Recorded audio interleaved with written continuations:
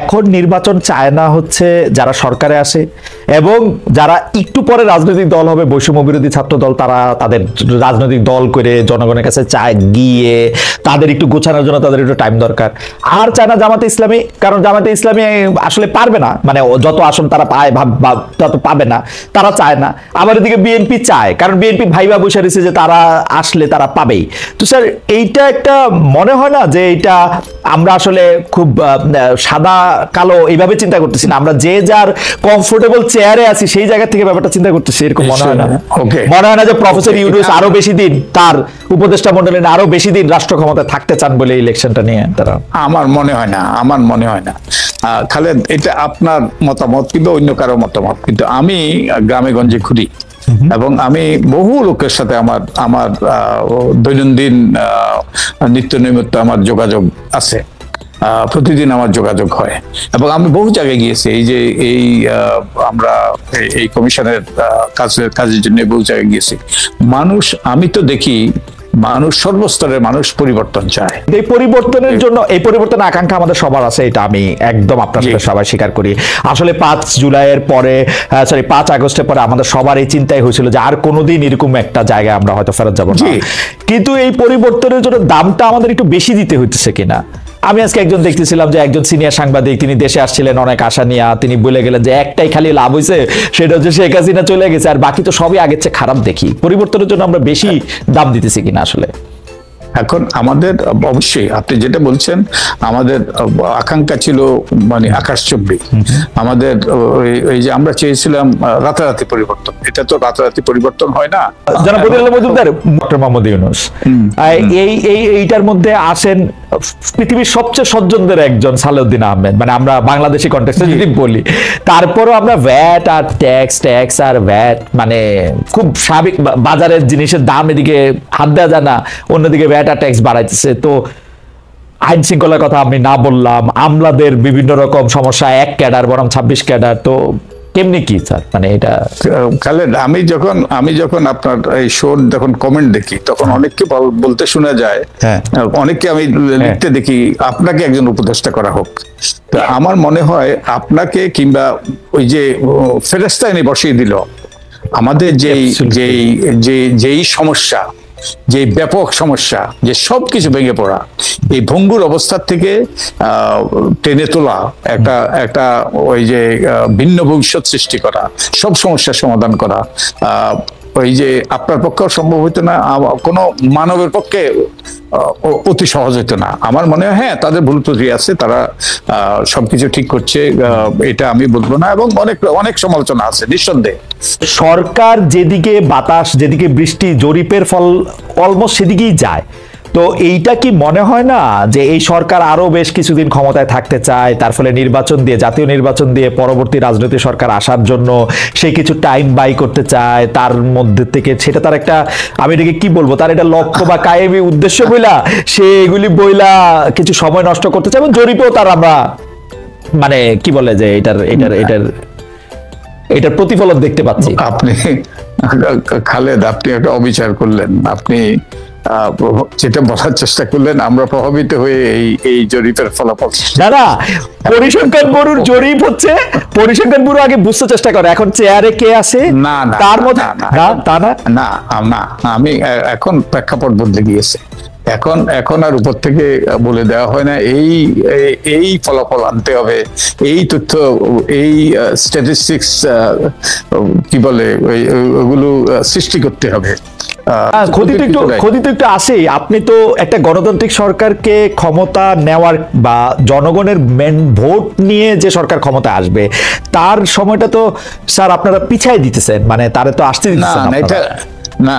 আমার মনে হয় ধরেন অনেকগুলো কাজ করতে হবে নির্বাচন করতে হলে, এবং এই স্থানীয় সরকার নির্বাচনগুলো যদি হয়, তাহলে জাতীয় নির্বাচনের জন্য সহজ হবে। ভোটার তালিকাটা পরিচালিত হবে, তারপরে কেনাকাটা, এগুলো সবগুলো আগের থেকে করা যাবে। তাই এদের প্রস্তুতিমূলক অনেকগুলো কাজ হবে এই স্থানীয় সরকার নির্বাচনে। আর স্থানীয় সরকার নির্বাচনের সাথে জাতীয় নির্বাচনের আমার মনে হয় না আগে স্থানীয় সরকার নির্বাচন হলে জাতীয় নির্বাচন ওই যে এটা পিছিয়ে যাবে।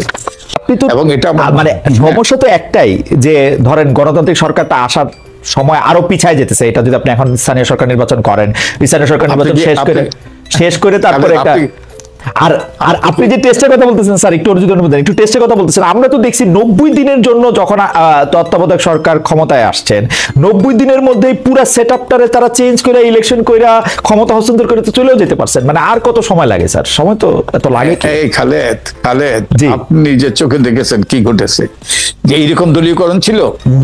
এইরকম দলীয়করণ ছিল না, চরম দলীয়করণ, সব প্রতিষ্ঠানগুলো ধ্বংস হয়ে গিয়েছে, ওই যে পক্ষপাত দুষ্টতা সর্বক্ষেত্রে।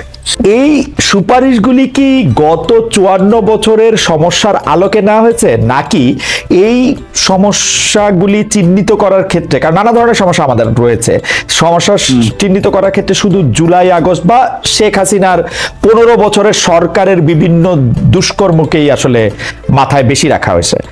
কারণ আপনার তো মনে আছেই, মানে যে সংবিধানে তত্ত্বাবধায়ক সরকার ব্যবস্থা থাকা সত্ত্বেও বাংলাদেশে মানে এই যেটাকে আমরা 111 বলি, এরকম একটা ঘটনা বাংলাদেশে ঘটছিল। বাংলাদেশে সেনাপ্রধানদের রাষ্ট্রপতি হওয়ার ইতিহাস আছে, তাদের রাজনৈতিক দল করার ইতিহাস আছে। তো এই সবগুলি কি বিবেচনায় রাখা হয়েছিল, নাকি এই শুধু আওয়ামী লীগের শাসনামলটাই বিবেচনায় রাখা হয়েছে?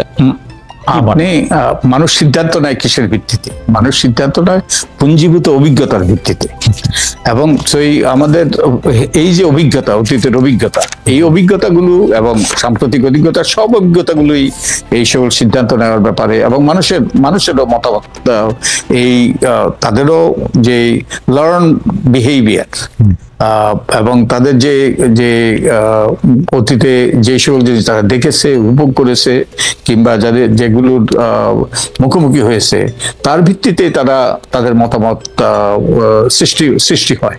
তো এই যে শুধু এই গত আন্দোলনের অভিজ্ঞতা নয়, যে বহুদিনের অভিজ্ঞতা।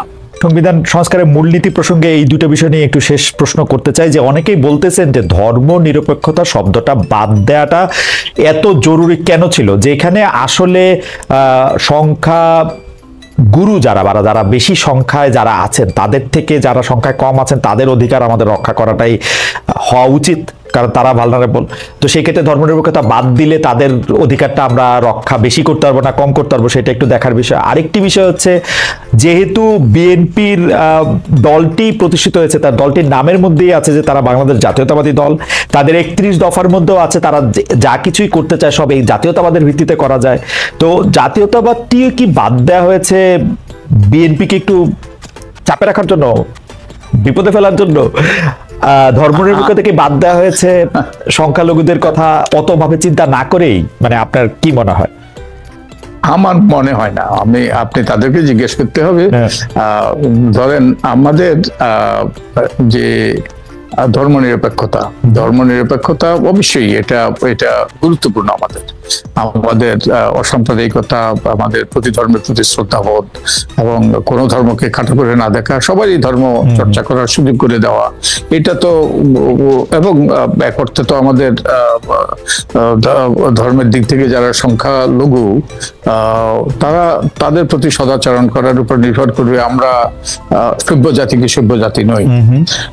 তো এগুলো তো, এই মূল্যবোধ আমার মনে হয় অধিকাংশ বাংলাদেশী ধারণ করে। 30 ডিসেম্বরের কিছুদিন আগে শুনলাম যে বৈষম্য বিরোধী ছাত্র আন্দোলন এবং জাতীয় নাগরিক কমিটি তারা একটি জুলাই ঘোষণাপত্র করতে চায়, জুলাই আন্দোলনের একটা ঘোষণাপত্র করতে চায়। সেই ঘোষণাপত্র 31 ডিসেম্বরে দেওয়ার কথা থাকলো। আপনি ধারাক্রমটা জানেন যে সরকার আসলে বলেছিল যে এটা সবার সাথে আলোচনা করে এটার মধ্যে এটা করবে। আজকে আবার একটা আলোচনা, এটা দেখা গেল যে বিএনপির নেতৃবৃন্দ একটা প্রশ্ন তুলেছেন যে এটা আসলে কেন দরকার, কিসের জন্য এটা দরকার ছিল, সেটা নিয়েও একটা প্রশ্ন থেকে যায়। আপনার কাছে কি মনে হয় যে জুলাই ঘোষণাপত্র, এটার সাথে রাজনীতিবিদদের আলাপ, সংবিধানে এটা পাতা হিসাবে সংযুক্ত করা, এটা কেন দরকার, বা কেন জরুরি, বা কেন জরুরি না? মানে আপনার এই যে জুলাই 5-এর ঘটনা, এটা এই যে একটা স্বাভাবিক একটা, এই যে কোনো একটা অর্ডিনারি ঘটনা নয়, এটা একটা বিরাট ঘটনা, একটা গণবিস্ফোরণের একটা প্রতিফলন, গণবিস্ফোরণের ফলাফল। তো এটার প্রেক্ষাপটটা এবং এটার পেছনে কি ছিল, এবং এটার থেকে এই অভিজ্ঞতার আলোকে এই প্রেক্ষাপটে আমাদের ভবিষ্যৎ করণীয় আমি ঠিক দেখি নাই তাদের ঘোষণাপত্রের খসড়াটা। তো আমি তো মনে করি এটা হতেই পারে, এটা তো যাতে এটা আমাদের কাছে আমরা ভুলে না যাই। বাংলাদেশের নাম পরিবর্তন করা, সেটা জনগণতান্ত্রিক বাংলাদেশ রাখা, গণপ্রজাতন্ত্রী বাংলাদেশের বদলে, এবং মূলনীতি পরিবর্তন করা, মানে গণতন্ত্র, সমাজতন্ত্র, ধর্মনিরপেক্ষতা এবং জাতীয়তাবাদের বদলে গণতন্ত্রকে রেখে সাম্য, মানবিক মর্যাদা, সামাজিক সুবিচার, বহুত্ববাদ এবং গণতন্ত্র, এই 5টি রাখা। এই 2টার ব্যাপারে আপনার একটু মতামত শুনতে চাই। আমরা প্রথমটা কি ছিল আপনার, মানে বাংলাদেশের নাম পরিবর্তন। ওকে, নাম পরিবর্তন। আমাদের বাংলাদেশটা পিপলস রিপাবলিক অফ বাংলাদেশ। তো এটার যে বাংলা করা হয়েছে, ইনফ্যাক্ট আমাদের মূল সংবিধানটা তো ইংরেজিতে লেখা হয়েছিল, তারপর সেটা বাংলা করা হয়েছে, এবং দুর্ভাগ্যবশত এই বাংলাটা কিন্তু সঠিক বাংলা ছিল না। অনেক জায়গায় যে গুরুতর ওই যে কি বলে এটা ঠিক সঠিক বাংলা হয়নি ইংরেজির। যেমন স্থানীয় সরকারকে করেছে স্থানীয় শাসক, পাবলিক সার্ভিসে করেছে জনগণের কার্য। ঠিক তেমনি ভাবে যে পিপলস রিপাবলিক অফ বাংলাদেশ এটাই করেছে যে গণপ্রজাতন্ত্রী বাংলাদেশ। প্রজা। তা আমরা তো একটা স্বাধীন দেশে, আমরা রাজা প্রজার সম্পর্ক নেই, এখানে কেউ প্রজা নই, আমরা সবাই এই দেশের নাগরিক, মালিক। তো আমার মনে হয় এই যে ভ্রান্তিটা, এই যে অনুবাদে যে ভ্রান্তিটা, এটা সংশোধন করা দরকার। তো আমার মনে হয় এটাই বেস্ট অল্টারনেটিভ। আপনি কি আসলে মনে করেন যে জাতীয় নির্বাচনের আগে স্থানীয় সরকার নির্বাচন করাটা ঠিক হবে বা হওয়া উচিত? মানে আমরা একটা জরিপ করেছি, আমরা 46,000 এই যে সরকারি যে পরিসংখ্যান ব্যুরো, তাদের মাধ্যমে একটা জরিপ হয়েছে, এবং তারা 46,000 ব্যক্তির পরিবার এবং পরিবারের ব্যক্তির তারা থেকে তথ্য নিয়েছে, এবং প্রায় 90% মানুষ মনে করে যে জাতীয় নির্বাচনের আগে স্থানীয় নির্বাচন হওয়া দরকার। ঘটনা হইতেছে হচ্ছে যে আমরা ভালোর দিকে যাইতে চাই। শেষ কথা আপনার কাছে একটু শুনতে চাই যে আমরা কি ভালোর দিকে যাইতেছি, আমরা কি রাস্তায় আছি কিনা সাইডে পড়ে গেছি? আমরা আগে ভালো ছিলাম না, সেটা আমরা সকল বক্তব্য দিয়ে আমরা এটা বারবার মনে করে বলতেও চাই। আচ্ছা, এটা নির্ভর করবে, আমি দেখি 4টা অংশীজন। একটা হলো সরকার, যেমন আমরা ভালোর দিকে যাওয়ার জন্য আমাদের নির্বাচনী সংস্কারগুলো বাস্তবায়ন হওয়া দরকার, এবং যার মাধ্যমে একটা সুষ্ঠু নিরপেক্ষ নির্বাচনের পথ সুগম হবে। তো এই জন্য 4টা অংশীজন। একটা হলো সরকার, অবশ্যই সরকার এটা চায় অবশ্যই। তারপরে আরেকটা অংশীজন হলো নির্বাচন কমিশন, আমি তো মনে করি নির্বাচন কমিশন এই পরিবর্তনগুলো চায়। আরেকটা অংশীজন হলো রাজনৈতিক দল, আরেকটা অংশ হলো জনগণও চায়। এখন আমি তো মনে করি এই বলটা এখন আমাদের এই অংশীজনদের কোর্টে। তারা যদি চায় তাহলে আমরা ভালোর দিকে যাব, আর তারা যদি না চায় তাহলে আমরা ভালোর দিকে যাব না। তো আমার মনে হয় এই 4 অংশীজনের মধ্যে অধিকাংশই কিন্তু চায় যে ভালোর দিকে যাওয়া। তো আমরা সবাই, এবং জনগণের একটা দায় আছে, জনগণকে সোচ্চার হইতে হবে। তারা যদি পরিবর্তন চায়, তারা যদি সংস্কার চায়, তারা যদি পূর্বের অবস্থা ফিরে না যেতে চায়, তাহলে তাদেরকেও সোচ্চার ভূমিকা পালন করতে হবে।